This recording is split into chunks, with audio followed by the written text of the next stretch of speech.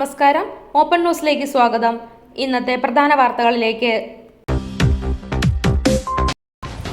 തൊണ്ടിമുതൽ case ശിക്ഷ റദ്ദാക്കണമെന്നാവശ്യപ്പെട്ട് ആന്റണി രാജു നൽകിയ ഹർജിയിൽ വാദം പൂർത്തിയായി.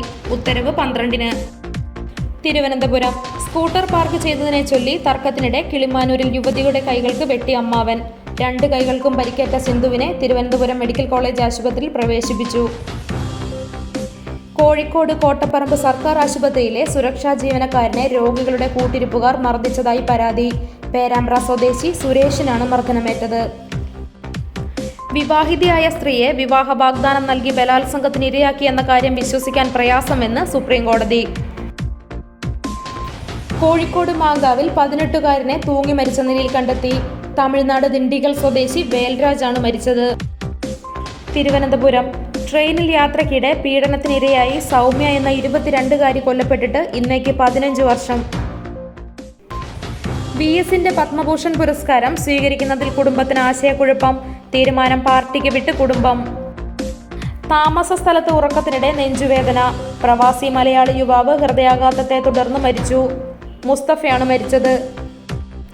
ഈ വർഷത്തെ SSLC പരീക്ഷാ ചോദ്യപേപ്പറുകൾ മുൻ വർഷങ്ങളെ അപേക്ഷിച്ച് അതീവ കടുപ്പമേറിയതാകുമെന്ന തരത്തിൽ സമൂഹ മാധ്യമങ്ങളിൽ പ്രചരിപ്പിക്കുന്ന വാർത്തകൾ അടിസ്ഥാനരഹിതമെന്ന് വിദ്യാഭ്യാസ വകുപ്പ് അറിയിച്ചു. ഡ്രൈവർ ഉറങ്ങിപ്പോയി.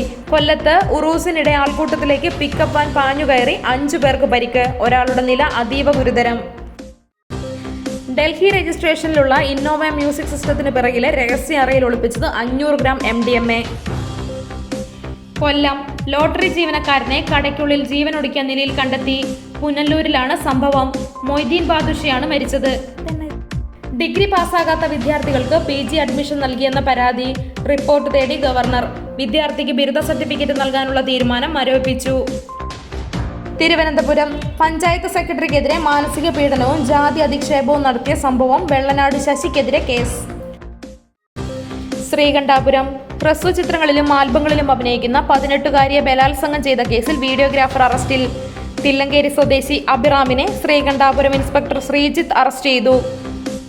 അധ്യാപികയ്ക്ക് നേരെ +2 വിദ്യാർത്ഥിയുടെ ക്രൂരത. ഉത്തർപ്രദേശിലെ മെയിൻപൂരിലാണ് സംഭവം. തിരുവനന്തപുരത്ത് കാറിടിച്ച് 2 പേർക്ക് പരിക്കേറ്റ സംഭവത്തിൽ മണിയമ്പിള്ള രാജുവിന്റെ അറസ്റ്റ് രേഖപ്പെടുത്തി. ജാമ്യം ലഭിക്കാവുന്ന വകുപ്പുകളാണ് ചുമത്തിയിരുന്നത്. ശേഷം സ്റ്റേഷൻ ജാമ്യത്തിൽ വിട്ടയച്ചു. ആലപ്പുഴയിൽ ജനമുന്നേറ്റ സദസ്സിനു ശേഷം BJP പ്രവർത്തകർ തമ്മിത്തല്ലി. യുവമോർച്ച ഭാരവാഹി രാജീവ് കുമാറും BJP ഓഫീസ് സെക്രട്ടറി ശ്രീകുട്ടനുമാണ് ഏറ്റുമുട്ടിയത്.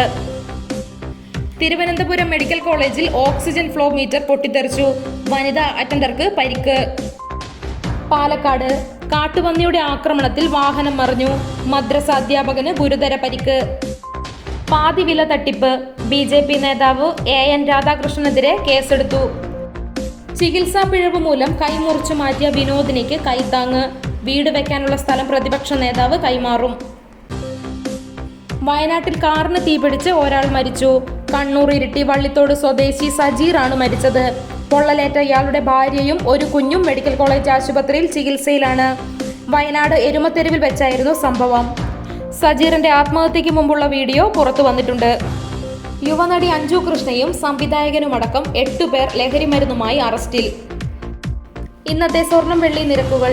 ഗ്രാമിന് 190 രൂപ കുറഞ്ഞ് 13,965 രൂപയും പവന് 1,520 രൂപ കുറഞ്ഞ് 1,17,720 രൂപയുമായി.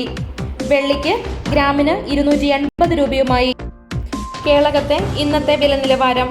റബ്ബർ 204, ലോട്ട് 189, ഒട്ടുപാൽ 127, കുരുമുളക് 675, അടയ്ക്ക 400, കശുവണ്ടി 161, തേങ്ങ 62, കാപ്പിക്കുരു 200, ചിരട്ടപ്പാൽ 117.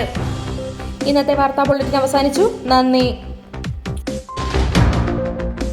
വാർത്തകളും വിശേഷങ്ങളും ഇനി ഓപ്പൺ ന്യൂസിലൂടെ. Open news 24.